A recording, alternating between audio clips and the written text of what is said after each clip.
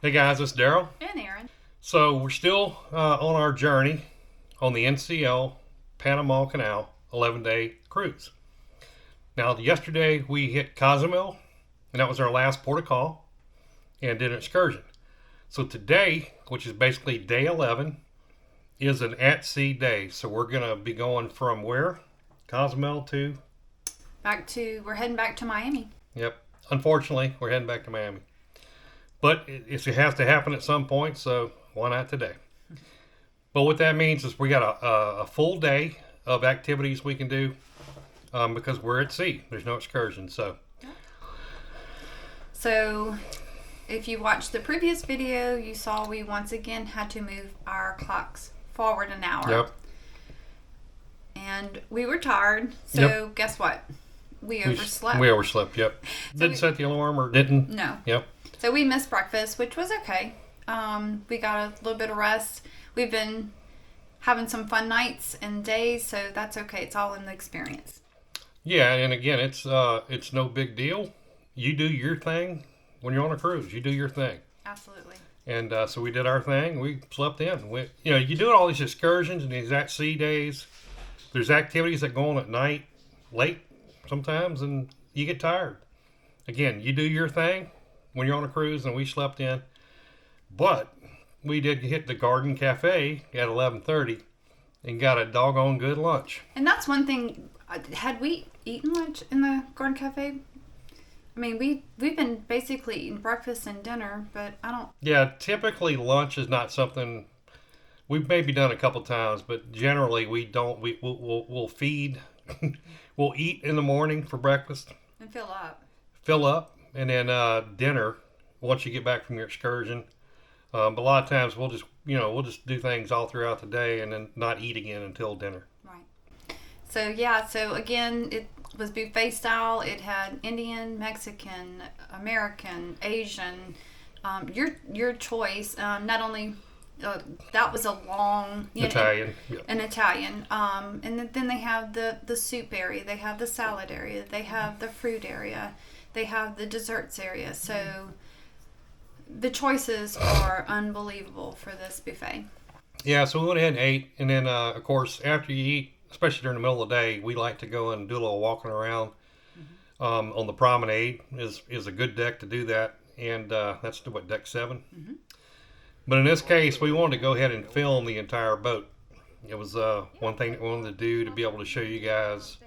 You say you're going on the gym. Well, we're going to show you what the gym is, go through each deck, and kind of lay things out, just so you can better understand it. So that's what we did. We started filming, and there was a high wind advisory, I guess.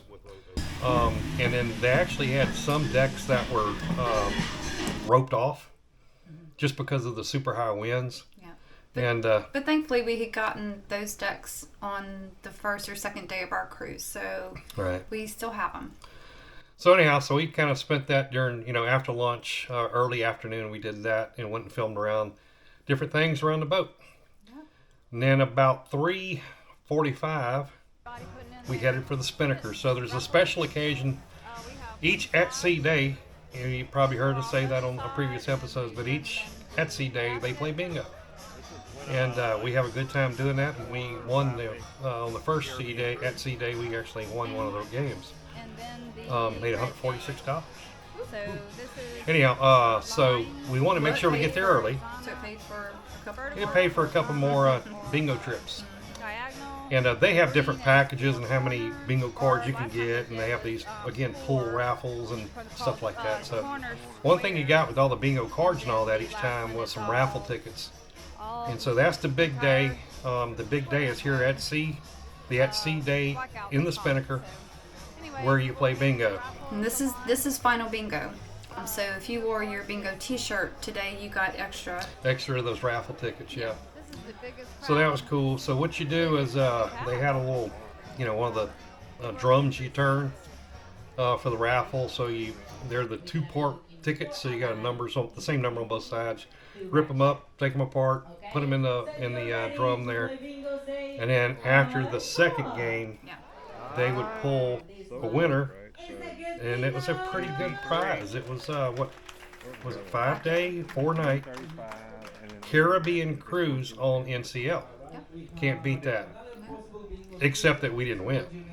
But And since nobody had won the jackpot for the previous 3 games, the jackpot was up to $4,000. So $4,500. and that's the jackpot only applies the first 47 numbers playing the blackout on the card. It was probably pretty hard to get at 47, but anyhow, we did pretty good. I had 2 hands that were within, I guess, 2 or 3 numbers Within 3, yeah. on that blackout. So Daryl was super close on 2 different cards. So we had, what, 9 cards? So on 2 of his cards that he was watching, he was watching a certain number of cards. I was watching a certain number of cards because we wanted to make sure we were on it. And he had 2 extra cards. He was 3 away from both sides. So Yeah, hey, that's the got way it close. goes. It's fun. That's what it's all about. Got close. And we got to win a little money. So not this time. Not this time. So also we had been collecting, part of the package was the t-shirt and those raffles, but they also had a couple of instant win. You pull open the card. If it had 3, you won a certain amount. And so over the time we had won a big whopping $7. So Got to go cash that out, man. Every 7 counts. So since it was a gambling game, you had to go to the casino, and you did get cash. It didn't any of the winnings. The people like when we won when Daryl won $140, we had to go to the casino. You got cash for all the bingo. It didn't go towards your online or your cruising account. You actually got cash for any of the things that had to do with bingo. Yeah, and actually, I would say it was not me winning it. We won it because you spent it. So, There you go. you spent most of it, probably. So anyhow, after that, we had dinner, and we went to the Magenta room, Yeah. the restaurant. So that was our first time going to the Magenta. It serves the same food as the Grand Pacific, which is the big dining room. This is a smaller, cozier dining, but it served the same exact menu. It's still complimentary. It's your sit down, not dressy, but your sit down dinner that you have. You order and they bring it out. You know, it's different than the Garden Cafe, and it's good in those ways. It's It takes a little bit longer than the Garden Cafe, but it is good food as well. We had a good time. And a tip for anybody who hasn't cruised in a while or hasn't cruised, if you want 3 things off of the appetizer, if you can order that. If you want 2 of the entrees, so you're not locked into just an appetizer and just an entree and a dessert, you can still order more of the items. You're not held or restricted to just one of each. But so you might as well, if there's a couple appetizers you want to taste. The appetizers usually are not huge portions, right? Yeah. For example, like in the Orchid Garden, the Asian fusion place, you ask for pot stickers and they bring you 3. Yeah, give me 6 maybe or something like it. But you can say, give me 2 orders of that and a hot and sour soup. You're good on your appetizers. So you can do the same thing in Magenta and so forth. Yeah. If you wait and order again, it's literally they have to go and put the order in and get it. So just put your couple appetizers in if you think you'll enjoy them and try them and share them. And that's a lot of people doing that. So people who had several, in their party, they ordered a variety, and that way everybody could taste something off the appetizer. Yeah. So that was good. And then we came out of there and went to the Shaker's Martini Bar. Is that what it was called? So I love the espresso martini, but Man, it was expensive. so on our drink package, it was any drink that was $15 or less, and they were $15. So Daryl had to shell out a big $3. See what I mean about the bingo winning? I mean, that $3 just disappears like that. And then right next to it is the whiskey, and there was a beer bar, so Daryl ordered him a beer, and we headed back on. So we grabbed our drinks, and we headed back to the stateroom. We needed to pack up and have our luggage outside the door by 10. So our flight wasn't until later on the evening, 7:15ish. So we had the choice of carrying all of our luggage off the boat, or we could put it out for the cabin steward and they would bring it down for us. So we chose to do that.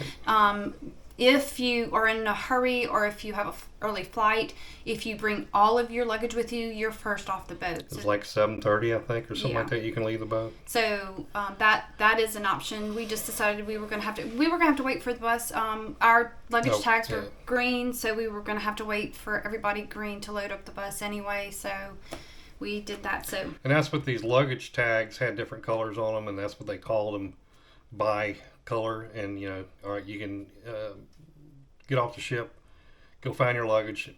So that's what we decided. We decided to go ahead and put the green luggage tags out, and we had it outside by 10 for our friendly cabin steward. It was daylight saving time in the States, so we did move our clocks forward another hour. And then we went to bed because we had an early morning. We definitely couldn't sleep in, and so we went to bed and got some rest. Yep. That's basically the end of the day 11. The 4C day, the final day, is just basically disembarkment off the ship, and we'll cover that in the next episode. Yep. Thanks for watching, everybody, and as always, we will see you in the next video.